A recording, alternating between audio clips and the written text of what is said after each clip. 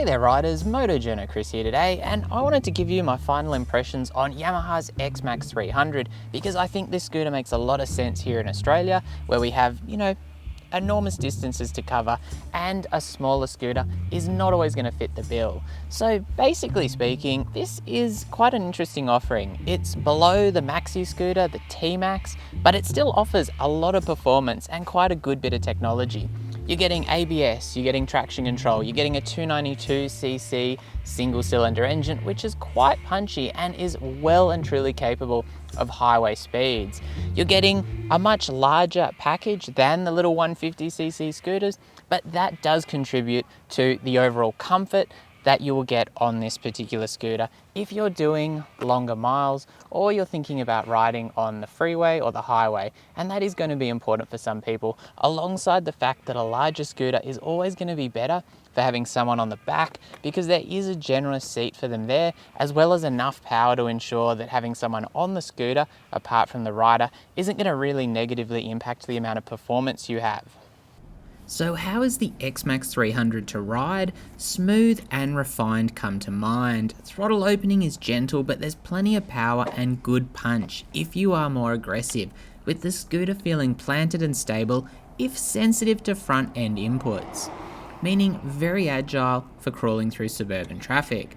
Despite a heftier weight figure, the XMax 300 is well balanced, and even the taller and wider seat don't impact the rider-friendly character, with a strong ability to swallow road inconsistencies and a well-supported front end when it comes to braking hard to wash off speed. Knocking open that throttle, the XMax 300 quickly accelerates to 80 km per hour, where in more urban conditions you'll probably need to restrain yourself to closer to 50 or 60 km per hour, and the scooter will happily cruise along on a steady throttle effortlessly at 60, 80, 100, 120. The daily commute can be fun with that well-tuned turn and go throttle and automatic drive, and I'd never guessed the XMax was just shy of 28 claimed horsepower. Even taking a run through the twisties is an enjoyable experience. There's decent ground clearance and you can really barrel along with the brakes more than up to the task of washing off speed. When the going gets fast, you'll probably be using that rear brake a fair bit to control speed, but don't let anyone tell you that you need a motorcycle to have fun in these conditions. The stability and refinement is further evident on the highway. You can see car drivers assuming they're going to need to overtake a scooter, and you'll leave most in your dust, with drive strong well up past legal speeds here in Australia, with generous wind protection as well, ensuring that you're doing those speeds in comfort.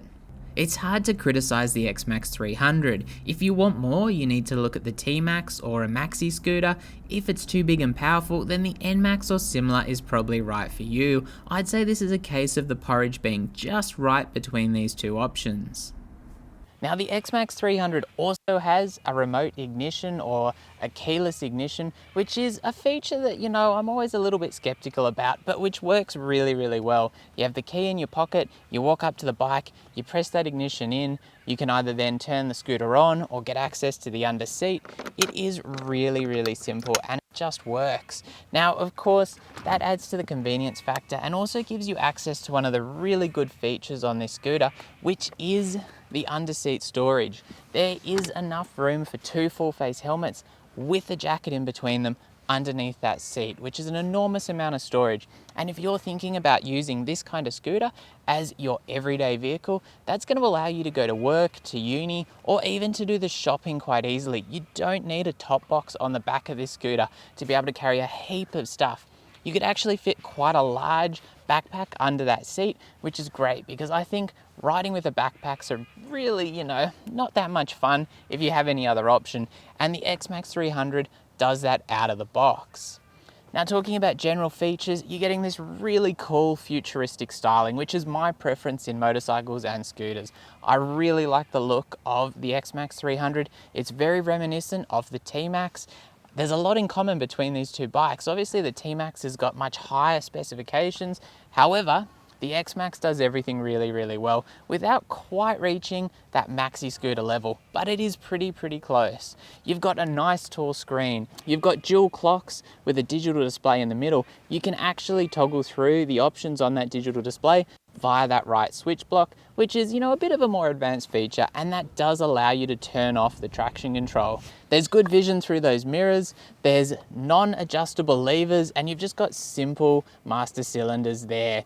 The braking systems on this, 267mm single rotor on the front and on the rear, dual piston caliper on the front, single piston on the rear. It's not an overwhelmingly powerful braking system. It's quite gentle on that initial bite, but there is plenty of power there to bring this scooter up to a halt. More than enough for the level of performance this scooter offers, generally speaking.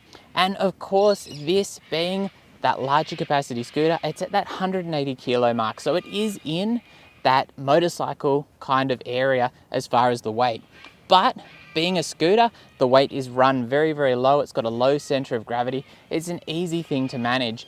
With simple telescopic forks on the front and dual rear shocks, which are preload adjustability, you've got a little bit of room to adjust the rear of the bike, but it's a nice, relatively plush suspension system that does the job well. One up, I'm about 75 kilos with gear, and two up when you've got an extra person on the back. It still handles everything really, really well, which of course is important because on a larger scooter, you want to get a good amount of performance out of it. It does have a side stand and center stand fitted, and the one thing I will note is two up. When I was having a bit of fun and getting a bit of lean angle on this scooter, I was finding that center stand was touching down, but I was pushing pretty hard to get to that point. As far as that engine, obviously you're getting good fuel efficiency because it's a blue core power plant from Yamaha, and efficiency is a big part of that. There's a 13-litre fuel tank as well, so you're going to get a good amount of range out of this scooter.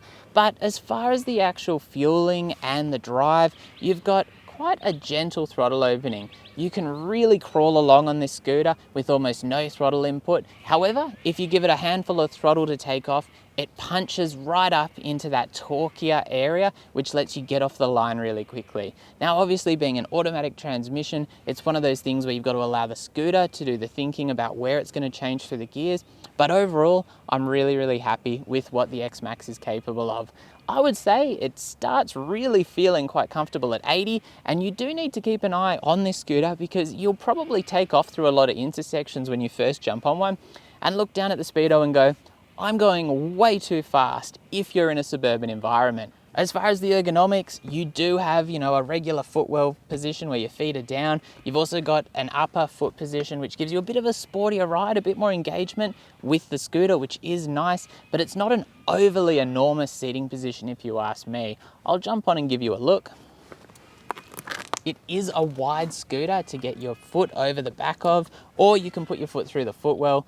Probably over the back is a little bit easier. 795mm seat height. One thing to keep in mind is it's a very wide seat, so that kind of magnifies basically how tall that seat is as far as getting 2 feet down. I'm on a bit of an incline here, but I can get both feet down, both toes down, and if I move right forward in that seat, I can get both feet flat. So obviously where you're sitting on the seat is going to determine how easy it is to reach the ground. And again, that really easy scooter manageability with that low center of gravity does make this an easy machine to handle, but obviously it weighs a fair bit more than the little 150 or 125cc scooters. You're looking at about probably 40 to 50 extra kilos in the scooter, which is the price you pay for the extra performance. As far as other features, you are getting LED headlights on the front. They're kind of an angel eye style headlight. Good throw of light because they are LED. Really good solution because particularly as a commuter, you need to be able to see where you're going, and there's more likelihood that you will be using this scooter in all types of conditions. As well as that, you've got the nice handrail on the back, which not only gives your pillion something to hold on to, but also makes it much easier to get the bike up on the side stand, which is important for those different type of parking conditions. As far as the controls, apart from obviously having that toggle for the dash, you've also got a hazard light switch, which is a nice thing to see. You can flash those high beams with the high beam button by pushing it down instead of up, which turns on the high beams. I really like seeing that because I have to admit, I do think that being able to flash somebody quite easily so that they can see you're there is a nice safety feature. Likewise, the indicator lights on the dash are right up the top, which makes it very easy to see if you've left your indicators on, but there's no self-cancelling indicators on this model. You've also got a bit of additional storage on the front here. You've got one storage compartment which is not locked, which you can chuck something in quite easily. The other on the left is locked, and that is unlocked via that switch, that ignition, which makes it a good place to put something valuable if you want to leave it on the bike, whether that's maybe a toll or a toll beeper or something like that, who knows, but you can leave something there and no one will be able to get into it. The fuel cap is also managed via that ignition, while you also have an ignition lock on this scooter, which is handled via the electronic ignition.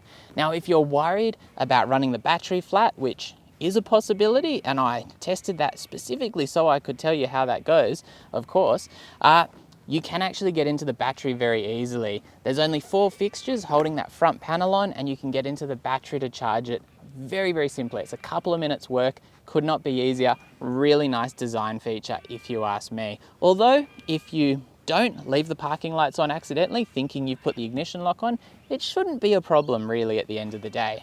So as far as the overall handling characteristic on this scooter, with a 15-inch front wheel and 14-inch rear, it is easily capable of handling the freeway. It's nice and stable. It's an easy thing to ride. It's agile. It's a quick turner. It's a very, very easy machine, generally speaking, to ride in pretty much all conditions. So if you've enjoyed the video, don't forget to hit that notification bell. As always, stay safe out there, and thanks for watching.